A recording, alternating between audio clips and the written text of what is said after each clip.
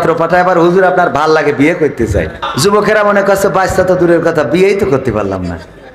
আরে বাবা, শুকরিয়া আদায় করলে একটা না দুটো বিয়ে হবে পাগল। আল্লাহ বিয়ে দিতে পারে না, পারে না।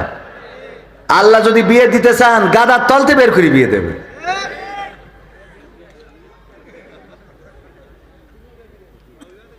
আসসালামু আলাইকুম। আপনি আমাদের এলাকায় মাহফিলে এসেছেন, এতে আমরা সকলে অনেক খুশি।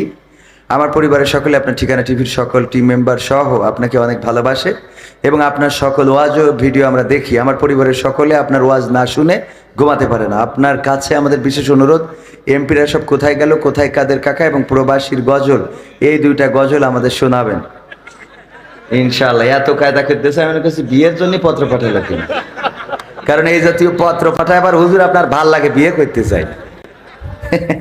ঝামেলা আছে না নাই? আজকালকের ছেলেরা বই নিয়ে আর বসে না।